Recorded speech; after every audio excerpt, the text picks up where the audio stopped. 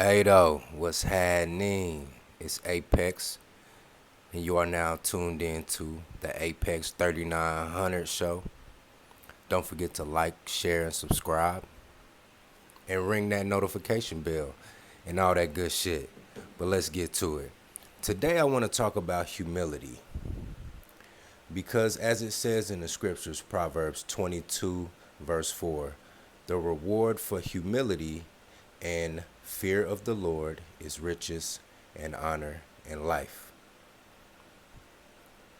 And I want to use a couple of examples that I've observed over the past, few weeks or so about humility and how humility can be is a very useful tool within your life. Okay, first off, I got this brother, one of my day ones. Been knowing this guy since middle school. And I kind of spoke about him on a prior video talking about black barbers count your days. Something to that effect. You can go through my catalog and check it out. But, now the brother, I'm friends with him on Facebook, and he's still complaining about, people reneging on their appointments, just not showing up, being no shows to their appointments and what have you. And now he's upping his advertisement, which a lot of barbers do. If you're friends on social media with black barbers, they advertise this shit. They're independent contractors. And I have no problem with that. You know what I'm saying? I support the brother. I hope he grows and becomes successful.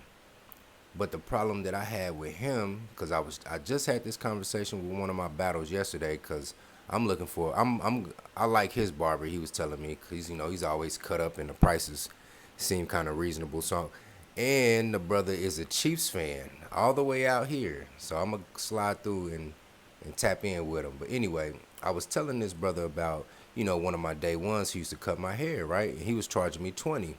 And this is back when I used to drive trucks, right? So when I come off the road, I go to him, to get cut, right? And at first, I'll be like, how much you owe? I'm going to ask you that every time. I'm going to ask you, you set the price. How much I owe you? Oh, man, it's 20. Okay, no problem. You know, give him 20 and a 5. Give him 25 and a tip. And I did that probably about 3, maybe 4 times. And then I came back one time and I asked him again, how much do I owe you? Oh, man, 25. I'm like, hold on, nigga. Hold on. Give me I could have had a good paycheck and I probably was going to tip you 10. You know what I'm saying? If you would have just kept it real with me, like you did the previous times I was coming supporting you, a black business owner or a black independent contractor, give me that courtesy, man. You know what I'm saying? Give me that courtesy. Don't price me like that. Don't do me like that. You feel me? Cause shit, my paycheck was fat enough. I'd have fuck around and I kept fucking with him and kept coming back and getting cuts and shit. My shit kept looking dapper. I'd have fucked around and tipped him 10 and paid him 40.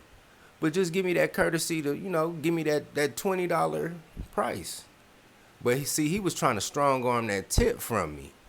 You know what I'm saying? That comes from a scarcity mindset as well. But also, I think the brother got to feeling himself a little bit. You know what I'm saying? Like, I seen him on Facebook, IG, he putting up pics with him at various sporting events on the other side of the country and what have you. And, he on vacation with his missus and they got they toes in the sand and, he's living it up. You feel me? So I thought he got the feeling himself like, well, nigga, I'm that nigga with these clippers. So, nigga, you take it or leave it. Nigga, I can do whatever I want to. Hit you over the head with this motherfucker. And that's something similar to how we men do. If any, I don't smoke. But I was around brothers who smoked and sold that shit. And I done been in the room with plenty of niggas haggling over the price of a gram. You know what I'm saying? So I know what I'm talking about. And one time, hey, my homie Punter, right? My homie Punter was coming to buy a sack from my other homie Turtle, right? And I guess Turtle was pushing a hard line on the price, and Punter was trying to. This is before they legalized weed in Missouri. And rest in peace to my nigga Punter though, for real. I'm gonna have to make a video about that in the future. But yeah, rest in peace to him. But he was trying to, they going back doing their little haggle, and Punter went ahead and copped the sack, right? And he was like, man, I can't wait till they legalize weed, man. He was like, cause man, look, this is what I don't like, doing business with niggas in a do rag. Oh shit! And my nigga Turtle, bro, he wore he wore a do rag every fucking day, all day. Like the do rag was synonymous with his uniform, bro. And this nigga at the time, we inside. We matter of fact, we in Turtle's basement, playing Madden and shit, and shooting the shit and whatnot. He got on a do rag, fucking hoodie, and some baggy ass jeans with some with some old, worn down Jordans and shit. Like this nigga is pookied out to the fucking max. And I just laugh because I'm like, that shit is so fucking funny, doing business with niggas in do rags. You know what I'm saying? And you know how weed men are. They get arrogant. Well, nigga, I got this, I got that za, and it be mid as fuck. But they wanna try to extract every little cent out of you by engaging in bad business practices, and they put on this air of haughtiness and this arrogance. You know what I'm saying? And eventually, you know, when a nigga find a better barber or find a better weed man, you, sir, are gonna lose a customer. You feel me? So it's best because, like it said in the scriptures, man. Excuse me. The reward for humility and fear of the Lord is riches and honor in life. You know what I'm saying? If you're humble and you conduct business on your business is squared away, motherfuckers gonna honor that. They gonna be like, man, I'm gonna tap in with Apex, 10 out of 10. Cause that nigga always solid. He always, his shit always squared away. And riches. When you build a reputation of conducting good business, the word gonna spread. And motherfuckers gonna tap in with you. I can't tell you how many times I done been to black businesses and receive atrocious customer service. Atrocious. You feel me? I'm gonna get to it used to be this soul food restaurant, right? And I told this story before, but it was a soul food restaurant out in the suburbs of Kansas City, right? And I was living out there, and I used to stop by this spot, right? It's probably about $12 for a fish plate. They had the yams, the collard greens, mac and cheese. The shit was bussing, bruh. Bussing. Now, I'm not going to say the name of the restaurant because it's no longer there, right? The restaurant, it used to be like a soft serve, strictly drive-through. Those little mini shops where you can't go inside. You just got a walk-up window and a drive-through. So that soft serve place fucking closed down. And, this soul food restaurant, they came in, trying to come to the white side of town, trying to get them white dollars, right? And I'll never forget this shit, bro. I get out of class, right? Now, mind you, at the time, I'm still in college at the time, and it's winter time, right? I'm driving a cool little Dodge Avenger, you know what I'm saying, motherfucker clean, you feel me?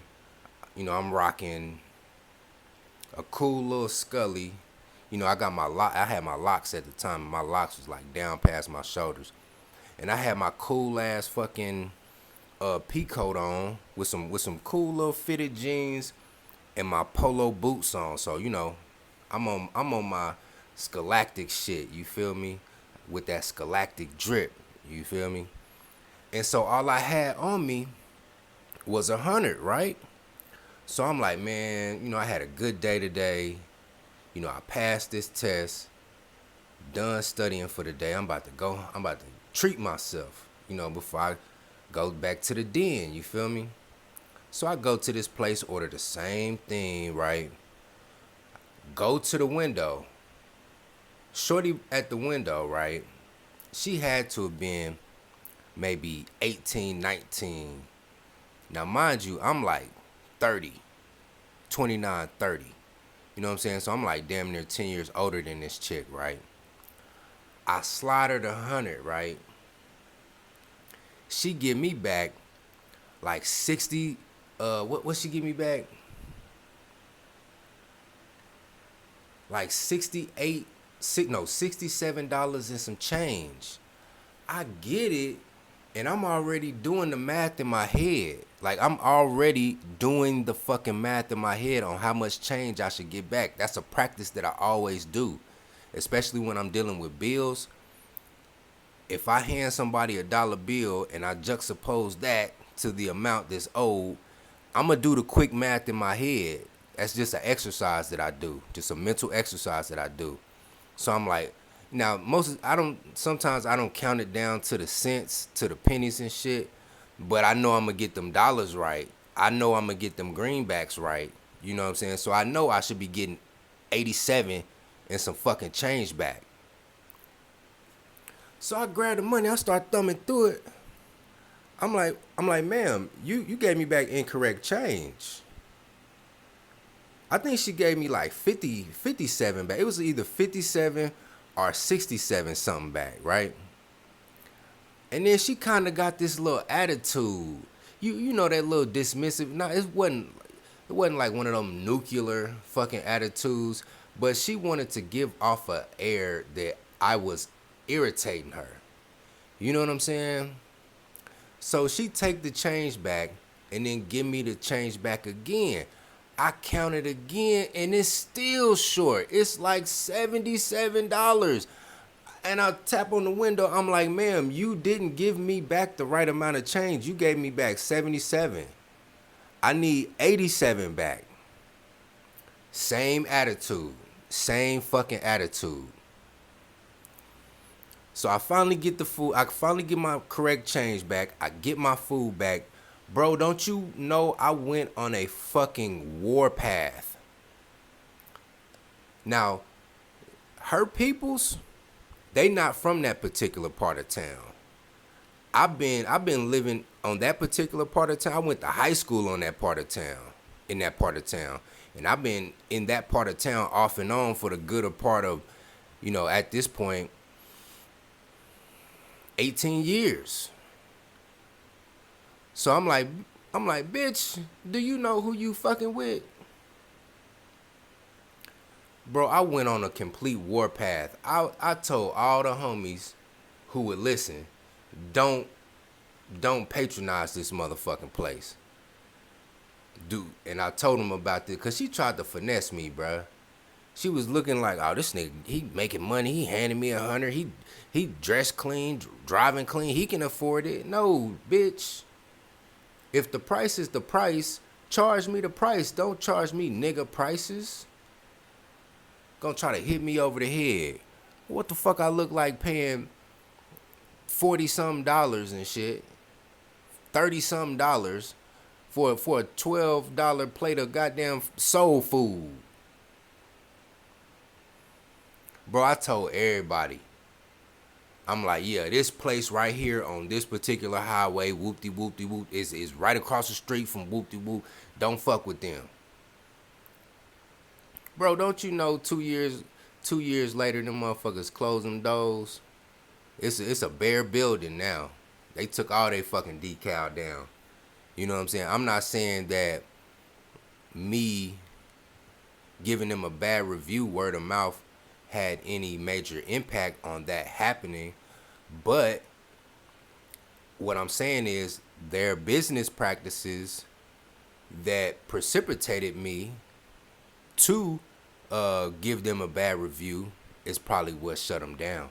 Because they probably did that shit to a couple of other motherfuckers. They probably did that shit to the wrong white motherfucker. She probably tried to pull that shit on an old white man. Old white man probably driving, some old Honda Civic and shit. Wearing a polo shirt and some khakis with some goddamn New Balances on and shit. You know what I'm saying? Not knowing he about to drive back to a goddamn big ass $600,000 house in one of these gated communities around that motherfucker. Not knowing that. And he probably let the shit slide too. He probably let it slide. He probably was like, I'm gonna let that shit slide. You know, she can have that shit.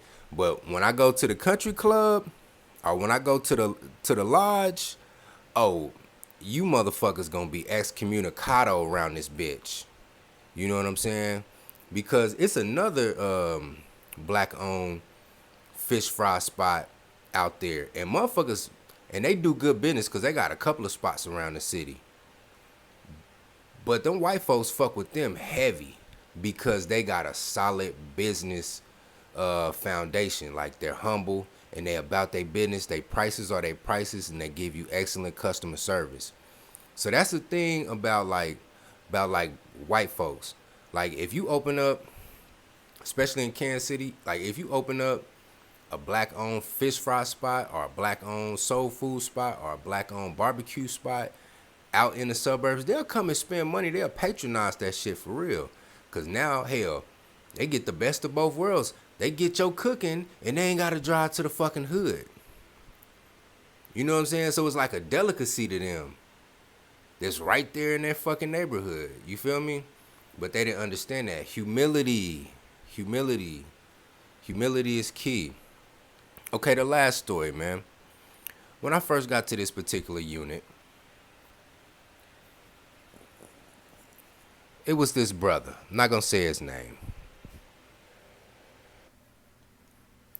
Now, this particular gentleman, I ran into him.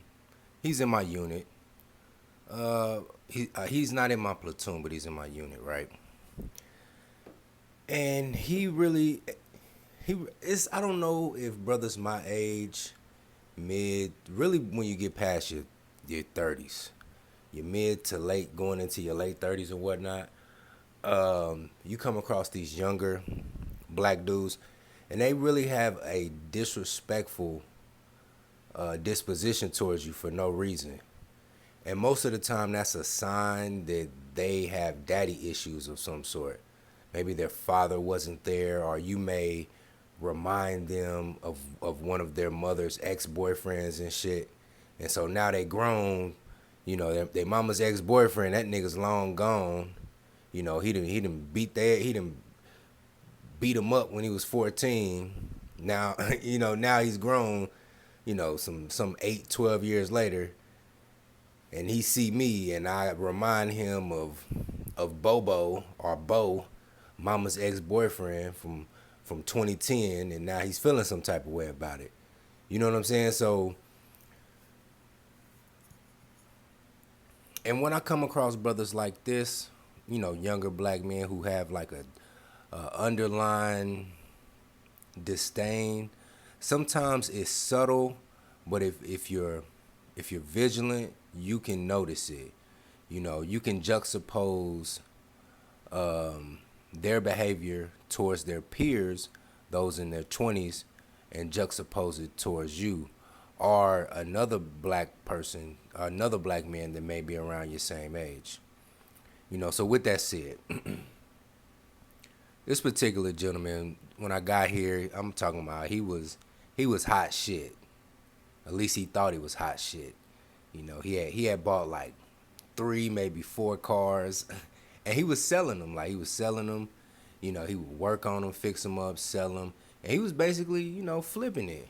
And I'm talking about every day he pulling up to the company in a new whip. I'm talking about Chargers, Mercedes. Like he was doing it. You know what I mean? And you know, I tried to ask him, hey, let me get one of them cars. He ain't want to help me.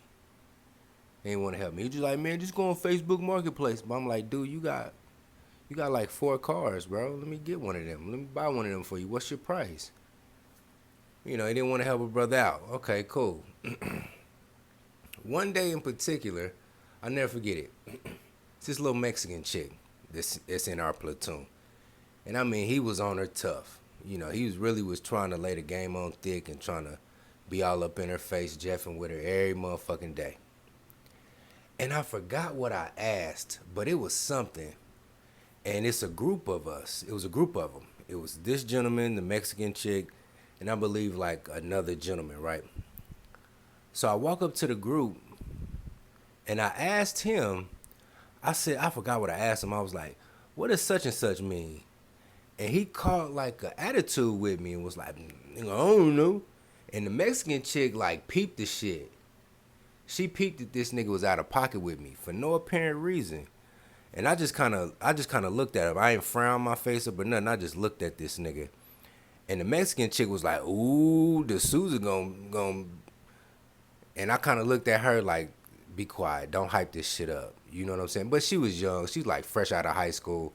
You know, when you in high school and some motherfucker come at another motherfucker sideways and the girls is standing by, they might say something like that to kind of stoke it up. So I kind of gave her that glare like, don't do that shit. Because if you hype this nigga up and I really got to do something to him, you know, it's not going to be good for all parties involved. Well, anyway, I just reserved. I was like, you know what? I ain't even going to talk to that brother. It's clear for whatever reason, I'm trying to be engaging, especially to my brothers. I try to build a rapport with my brothers, whether they're young or old. You know what I mean? But for whatever reason, there was a disconnect there. He had some sort of animosity towards me, and I ain't never met this man in my life, you know? So I just fell back from him. If I seen him in passing, I might chunk the deuces and keep that shit pushing. But now I ain't finna stop, chat you up, ask you about, what's this or what's that or where do we go on this or what's the plans. I ain't gonna ask you. Nah, you got it, G. Fast forward some months later, right? They was thinking about moving his ass to another unit because he was really a fucking a shammer. And if you know what a shammer is a motherfucker in the army who likes to duck responsibilities. You know what I'm saying? When they should be helping the team, working, they're talking about I got a dental appointment, and really they don't have a fucking dental appointment. They're just in their fucking rooms. You know what I'm saying? Shamming it up. So he was really like that. And this nigga had like multiple whips so he could change up. And if you seen him around base and he in a different car, you don't know that's him. Like, so his sham game was on point. Like, this nigga would sham we would have like 8-mile, 12-mile rucks and shit. He talking about, oh, my foot hurt. Go to the medic. Go to sick call. His ass would be, he got his ass out of everything. But fast forward, right? I guess something had happened where his driving privileges had got revoked, right? So now he's got to catch rides with motherfuckers now. And a particular issue had came up, and him and another battle buddy of mine, they needed an ACH, which is a helmet, right? Because they needed to move a vehicle. Neither one of them had, one of them didn't have a helmet. He, in particular, this soldier in particular that I'm critiquing, he didn't have his helmet, right? I always keep my ACH on me. So I said, here, bro, I got my ACH. Just bring it back. Just get back to me later. You know what I'm saying? Then when he gave it back to me later, and I'm asking about him, I'm like, so you gave such and such a ride? He was like, yeah. I'm like, so he ain't driving no more? Nah, man, for some reason, I don't know. And now I let him borrow my ACH, and when he gave it back, he was like, hey, man, thanks, man. Now he's talking to me, peacefully now. Now he's not coming off as this little arrogant prick. You know what I'm saying? And I'm sitting back and I'm like, see there, you was feeling yourself. You thought you was untouchable. You thought you was hot shit, Around here, trying to make moves on some of these bitches around here. You pushing all these cars and shit. You shamming it up. You just living it. You just living life. Just living it up. Then some shit happens and it humble your ass. Now you want to be nice to all the people whom you was assholes to. You feel me? So yeah, that's just just a quick vid, man. I think brothers need to really take into consideration how they're moving, because shit always comes back, man. It always comes back, you know. I know a lot of brothers like to listen to these rappers, and these rappers be like, man, I'ma shine and I'ma put it in these niggas' faces. It's like, nah, bro, don't be that guy. Just, real G's move in silence like lasagna, man. Just move, you know. It's better, as the scriptures would say, it's better for a nobleman to tell you, it's better for a king to tell you, come up here with us, than to get clowned by noblemens. Now I'm paraphrasing, but basically it's saying it's better for other people to praise you than for you to praise yourself, and then other people have to humble you and clown you. You know what I'm saying? So, man, stay humble, man.